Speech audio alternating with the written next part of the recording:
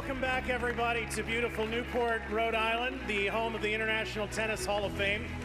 I'm Brett Haber from Tennis Channel, and it's time to introduce you to tonight's second inductee from the class of 2024, also coming to us from the contributor category.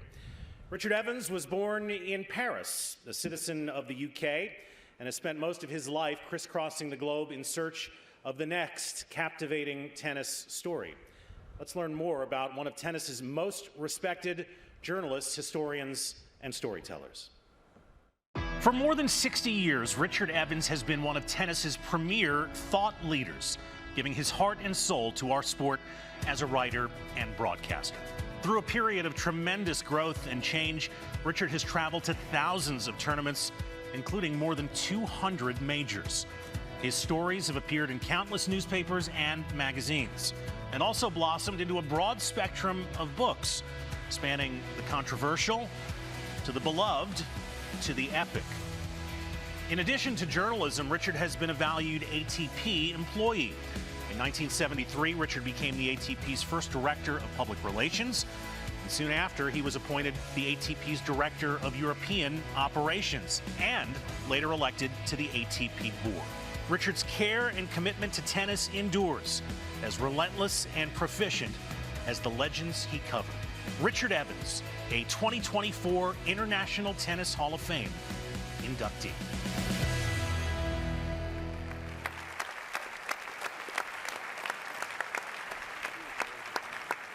To be sure, Richard is one of the game's great storytellers. His son, like all sons with their fathers, has heard all of his stories. Ashley Evans, please come up and join us to present your father into the Hall of Fame.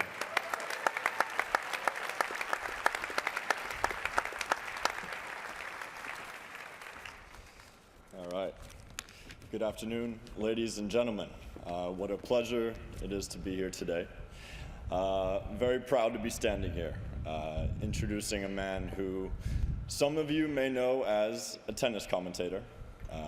His easily distinguishable British accent describing incredible battles in courts all around the world, detail by detail, point by point, match by match. You may also know him as a journalist and an author, depicting scenes through his descriptive comparisons, statistics, and storytelling. His words flowing across the pages of tennis magazines, newspapers, and books circulated around the world. But me, when I look at him, he's Dad. A man who I've admired for as long as I can remember, hardworking, motivated, a man who has dedicated his life to his craft and to the sport. From the stories that he's told me from the time I was very small, to the story that he actually told me last night that I'd never heard before.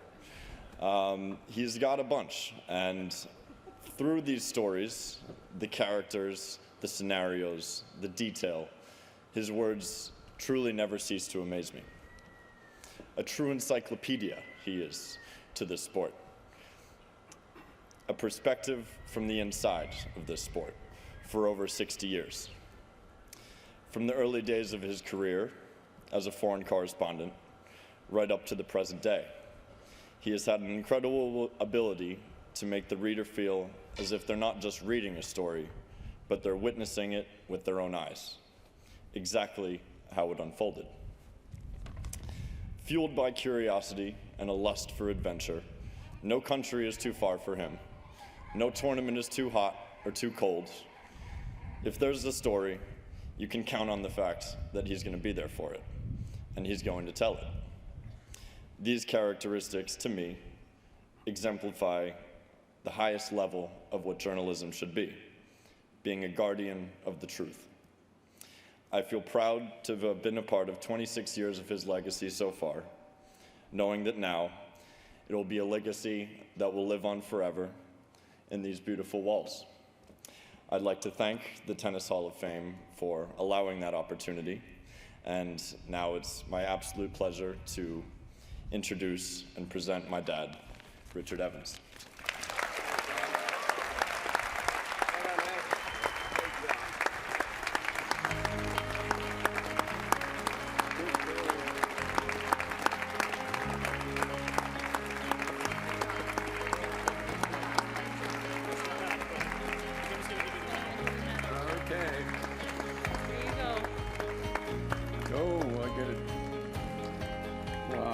Thank you. Congratulations. Thank you, Kip. Thank you, ladies and gentlemen. I think you got a little glimpse of why Lynn and I are rather proud of our boy. And we certainly are. So I'm proud to be here in this amazing place.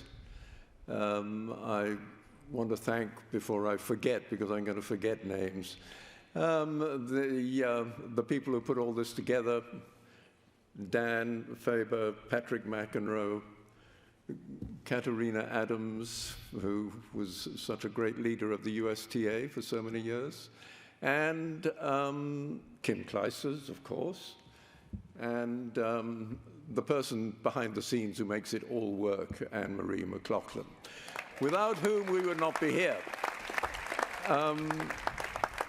I want to say how glad I am that some members of my family are here. My two nieces, Claire Schultz and Elizabeth Campbell.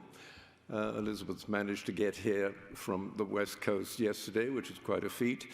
Of course, I wish my mum and dad were here, but they helped me. And my mother, I think, gave me the confidence to have self-confidence by saying I was wonderful all the time. You know, I'm not sure I believed it, but it was certainly part of the reason why I was able to start a career very young, at 17 and a half. And I'm sure all parents realize how important it is to tell their offspring they are wonderful, whether they always think it or not. And my sister Margot, who died a little while ago, she helped bring me up, and I wish she was here too. But I also want to mention Patricia Turner, Professor Turner, which leads me into Arthur Ashe for the simple reason that she has led the UCLA Arthur Ashe Foundation legacy for many years. She's now retiring from that post, but I'm so glad she made it here. Where is she? There we go. There's Patricia Turner, who has two great assistants, and they do great work. Arthur was a special player to me and to millions, but especially to those of us who knew him. And I was lucky enough to go on 3 tours to Africa. And the third one was South Africa, which was hugely controversial and only happened through the great work of Owen Williams, the former #1 player in South Africa, and Arthur's great friend and agent, Donald Dell. We had the most fascinating visit at the height of apartheid, and Arthur did so much to break down a little bit of that barrier. Something that struck me, one of the young people we met said, "I'm looking at the first free black man I've ever seen." And that struck me. And that's what Arthur did. He went, and he became a legend in the game, and his final against Jimmy Connors was the greatest Wimbledon final I ever saw, because tactically he changed everything to enable himself to beat Jimmy Connors, which he wouldn't have done if he'd played in his normal style. You know how difficult that is in the Wimbledon center court. Anyway, let me tell you a story of why I'm here, how I got here. It's a cliche, but life is all about timing, isn't it? Everything. This story I'm going to tell you would not have happened if it had happened a day earlier or a day later. But I was demobbed, as we say in Britain, from the British Army, having served 2 years national service. And my previous employer, Reg Hayter, who started me off in life professionally, had got me a job on the London Evening Standard, and I was to be the rugby and rowing correspondent. And I walked into the office for the first time, this crazy old newspaper office of clattering typewriters and copy boys running around, on the Friday before Wimbledon. And amidst the chaos in the corner was a grey-haired, bespectacled, erect figure of the editor of the newspaper. And he was called Charles Wintour. You might not have heard of him, but I suspect many of you have heard of his daughter, who is Anna Wintour. And he was in deep conversation with the sports editor because they were in a panic. They had to find someone to write Althea Gibson's copy on the Monday at Wimbledon. She'd done it the year before with another member of the staff who couldn't do it, and they had 48 hours to find someone. And as I walked in, Charles Winter turned towards me and said to the sports editor, "You've got this young man joining you today. Give him to Althea." That changed my life. You would never see me here if he had not said those words, because I would have been covering Henley, which is rowing, or crew. Do you call it crew in America? And instead, I found myself on Monday, never having covered tennis before, on the centre court at Wimbledon in the press box with this magnificent champion at my side. And it was a privilege to work with Althea Gibson, needless to say.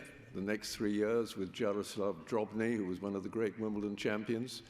And that's how I got into writing about tennis.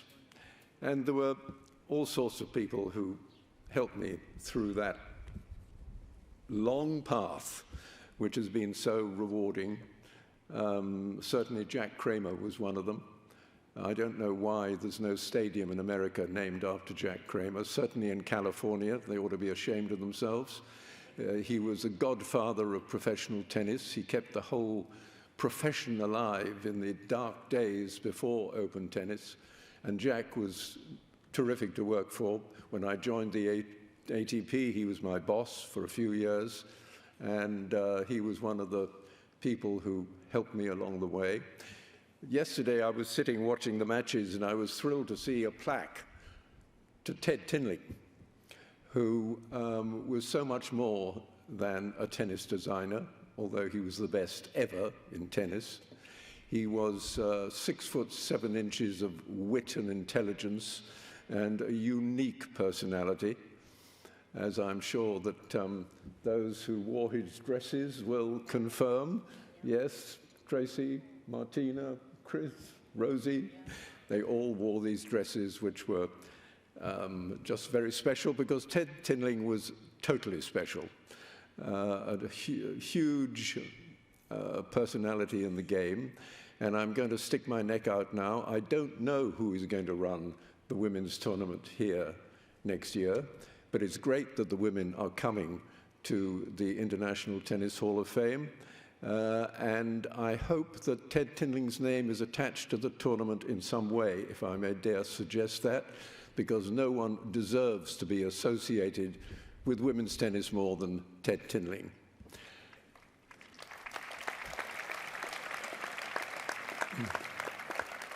On the theme of women's tennis, another person who had a big impact on my life was Gladys Hellman, who published World Tennis Magazine, and with Billie Jean King and Rosie Casals, who is with us here today, created the WTA in the face of enormous odds.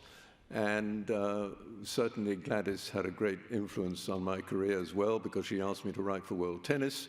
And then the other big personality in my life who gave me a chance in American journalism was Eugene L. Scott. Gene, we miss you.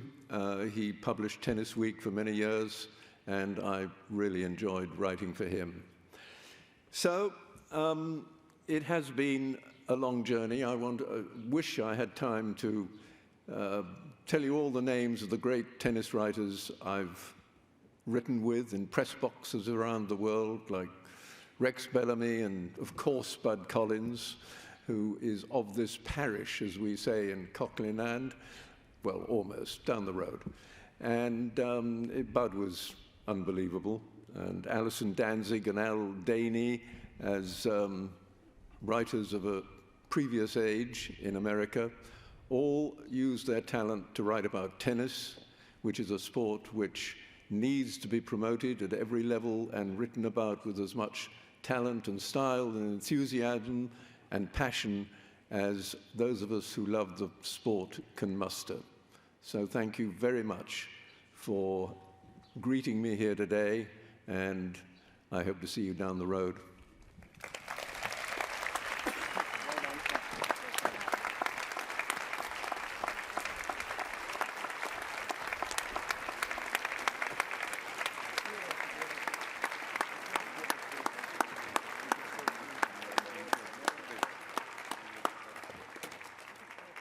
Hearty congratulations one more time, ladies and gentlemen, to new Hall of Famer Richard Evans.